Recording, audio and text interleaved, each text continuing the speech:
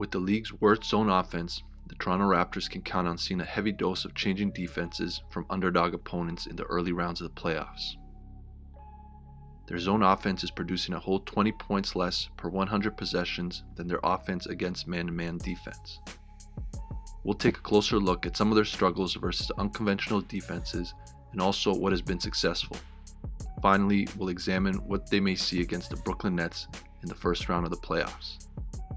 Be sure to subscribe to stay updated on all the latest videos. Zone defenses are designed to disrupt rhythm and force teams into operating out of low efficiency areas. Keeping the ball out of the paint and forcing contested jump shots is considered a successful defensive possession. The Raptors have a tendency to get stagnant and look to attack zones with individual matchups. This usually results in a low percentage shot in that it is heavily contested or is coming off the dribble and from mid-range. Makes are sometimes fool's gold in that they're just not efficient enough in the long run and they play into the hands of the opponent. Forcing non-penetrating passes and attacks allows the defense to push the Raptors into playing late into the shot clock and having the ball in an area that they don't necessarily want it to be. Knowing that Toronto likes to attack with isolation play at the end of quarters, opponents have played these segments with zone defenses. The Raptors have had difficulty in recognizing these change-ups and have tried to attack by forcing the action into the heart of the defense. This results in penetration into a crowded area and makes the reads almost unmanageable because the driving and passing lanes are completely cut off. As a collective, the Raptors are very focused on creating rim finishes and spot-up threes within their offense. However, against zone defense, we see their shot chart change dramatically as they're settling for a heavy dose of in-between shots that are both off balance and heavily contested. Not settling and taking what the defense gives you, but rather forcing it to shift and creating the opportunities that are high quality is what effective zone offense does.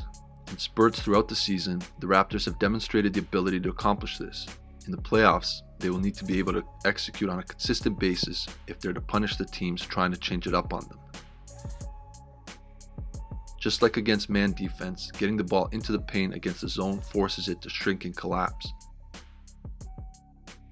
This can come in a variety of ways, but the reason that it is so effective is that it puts two defenders on the ball, which means that there's an advantage situation with someone open. Putting pressure on the rim through post-ups, penetration, or cuts is a must for the Raptors. Their free throw rate is cut in half against zone defenses, and this is a direct representation of them going the easy route and settling for jumpers. Getting to the foul line has tremendous impacts on both ends of the court, and Toronto will need to maintain a high rate regardless of what defense they face. At their best, Toronto has been able to shift the defense and put it into outnumbered situations with quick and accurate passing. Using the high post as an area of attack is a successful approach because it puts the ball into the heart of the defense and compromises the integrity of the front built by the opposition. From there, the Raptors have been good in spraying out passes and locating open shooters on the perimeter. Anytime the ball enters the paint, there's a level of uncertainty in regards to rotations and matchups. Because zone defense principles are about guarding areas rather than specific players, it becomes difficult to establish who's going where when the ball is quickly moved in and out of the paint. Playing with multiple shooters and spacing them around the perimeter is also a way to stretch and distort a zone defense. When they have to guard everyone on the floor, it becomes easier to create overloaded or 2-on-1 situations, which result in clean looks. The Raptors have used an empty side ball screen set to open up a shooter on the opposite wing.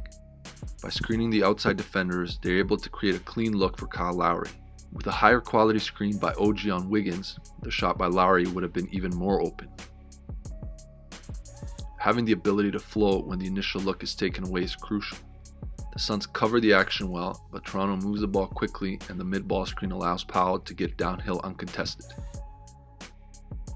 One of the best ways to attack a zone defense is on the offensive glass. Because there are no matchups, it becomes very difficult to locate crashing offensive players and box them out. The Raptors have a mix of athletic and aggressive attackers, and they need to continue to keep the pressure on the defense to keep them honest. An offensive rebound is a pathway to an extremely high efficient shot because the defense is in a disadvantaged and unbalanced place. Forcing them to defend immediately in this situation is to the benefit of the offense. If we look closer at the first round matchup against the Brooklyn Nets, we can definitely expect to see a mix of zone defense. The Nets ended the season with the second most zone possessions played in the NBA. Because of their roster overhaul, they showed an even higher volume from the bubble because it's a quick way to disrupt rhythm without significant time invested. They've had limited success with it, but have continued to throw different looks for extended periods of time. Mostly showing a 3-2 zone, they've been susceptible to teams getting the ball into the middle and attacking them from there.